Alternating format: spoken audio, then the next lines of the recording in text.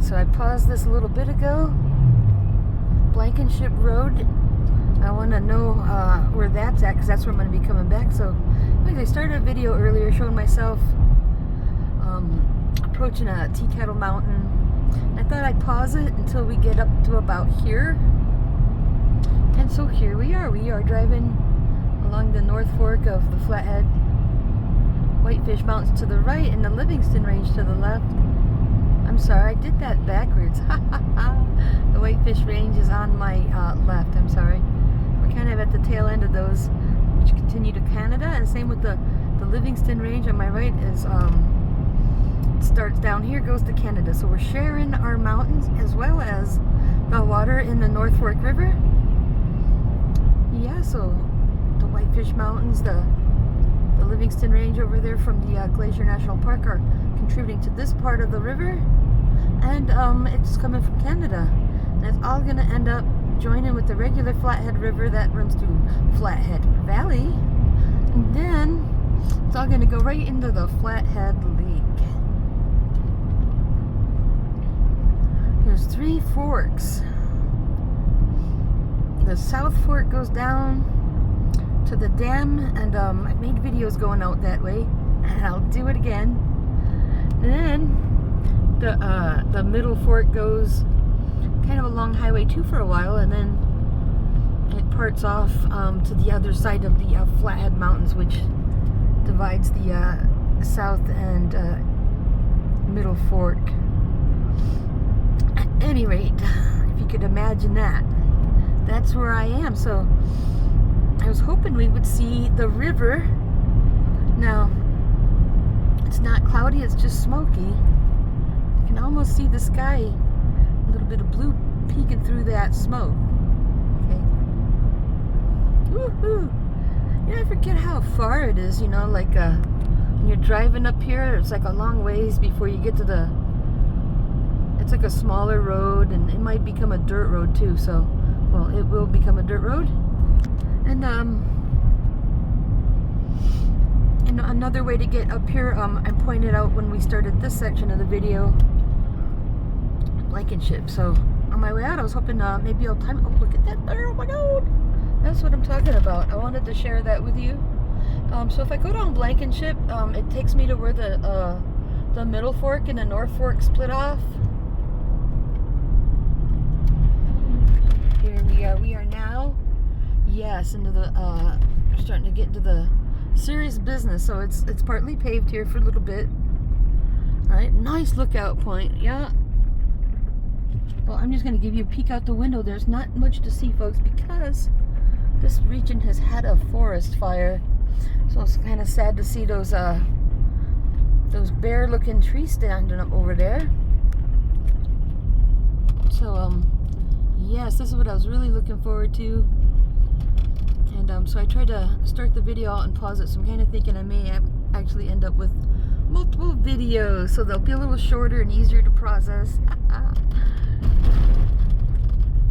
Yeah, if I make a long video, it takes all night to load it. So there we have, there's been a wildfire a few years or so ago, and that is probably, you know, definitely, I think, a part of the Glacier National Park right over there across the river. I think the river might be the boundary, so I say that because, you know, I'm pretty sure, but I'm not going to say I know for a fact, alright? So,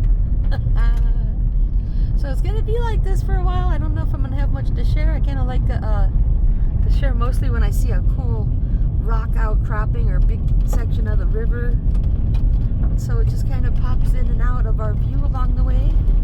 Ooh. And there's that kind of washboard. So now, anyways, the thing about the road to Pole Bridge is it's notorious for being filled with potholes. So people laugh about it because it's like, you know, everyone wants to drive up there, but it's a terrible road to go on. And I heard this year they may have tried to patch that up a bit. So it might be nice until we get to where it was originally potholy, and we will find out. Now, I haven't been up here in a long time. Last time I came up here, I think Rosie and I were living in the Hungry Horse area, and we were trying to explore everything in the area. So we thought we'd see how far we could go up here, and we found this little shop in Pole Bridge, but we didn't have any money to spend. So we both bought like a small pastry. I thought someday I'll come back and I'll have some money in my pocket so I can, you know, if they're open, I can see what's on the menu and order something to eat for lunch, maybe. So I'm kind of hoping. I didn't really check ahead or anything, so I'm just kind of winging it. I just figure I'll drive down here, see if they're open, and if not, I brought a snack, and then I'll snack on that until I get back to Columbia Falls, and then go to a barbecue joint maybe. That might be the thing to do. So, wow, it's really heartbreaking to see that big side of the mountain of where the fire was. You could tell the fire went pretty far. But you know, they say that's nature, that there's always been fires in nature. It's part of the natural cycle.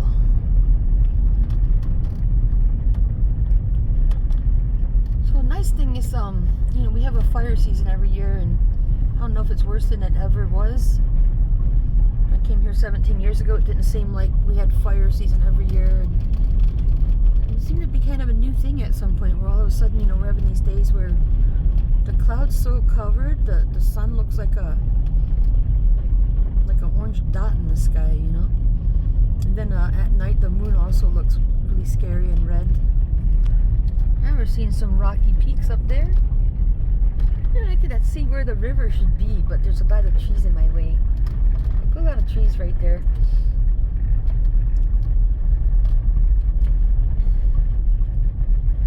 And we don't usually have fires right around here. It's really unusual. So I think over the past few years there have been, fortunately, smaller ones. Maybe this is a relatively small one. But yeah, it's really sad to hear some of the news about other parts of the country and up in Canada. Like, they have these huge, massive fires. I don't think we've had anything quite like that right here. So there we go. There's a vertical, we call it a vertical forest. Yeah, so there's probably all kinds of fuzzy things living in there. All kinds of birds in there.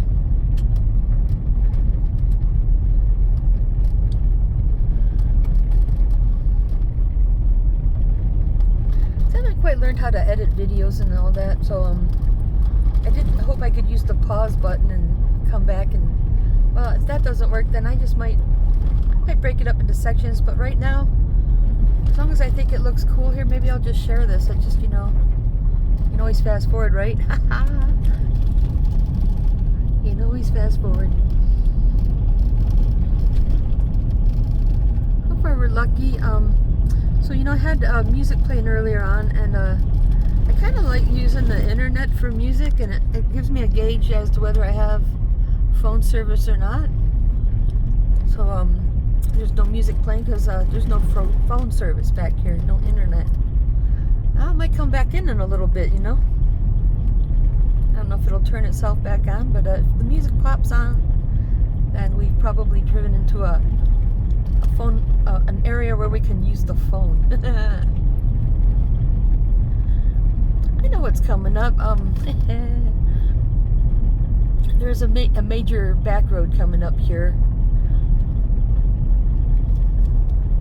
I drove up here last time, you know, and I wasn't ready. I came up here on an empty stomach, and I thought, boy, I should have brought a snack, you know, because what if I get to Pole Bridge and they're not even open? I said, you know, next time I come up here, I'm going to make sure I get a snack. Just in case, you know.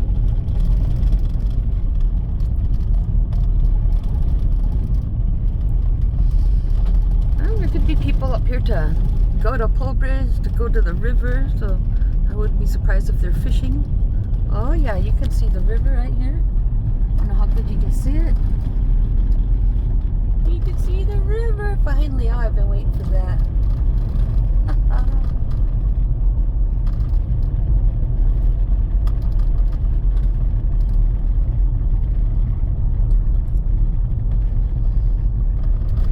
So there's that. I think people float this river too. I see somebody had an unfortunate accident right there, boy. Let me tell you what. So, and huckleberries. If you go up these some of these back roads, you gotta find a side of the mountain. It gets good sunlight through the morning and into the noon. You know, you're gonna be looking for your east and south facing areas, and they start out at a low elevation in the beginning of the season, and then you got to work your way up over the weeks, and then you end up starting at maybe 3,200 feet above sea level in July when they start to ripen. But by the end of September or the middle of September, you might find yourself at 5,000 feet above sea level to find them. It's kind of funny. They go up in elevation through the summer. Now, and if you do pick the berries, one thing you might want to know is the best time of year probably is August, like right in the middle of the season. I think August they're the sweetest. They're okay in July. They're the best in August, and then in September they start to lose their flavor. So there's a nice campsite. I think you could go down there and get in the water. So if it's really hot, I'll go in that river, because the river's always got chilly water, because it's coming right off of the mountains, really right out of the glaciers. Okay, a lot of water in this here particular branch of the river, of course, is connected to Glacier Park, which has a lot of glaciers. So you really want to go to the lake right now. That'd be better. Alright, now we might take a break right here and start another video, and I'll talk to you soon.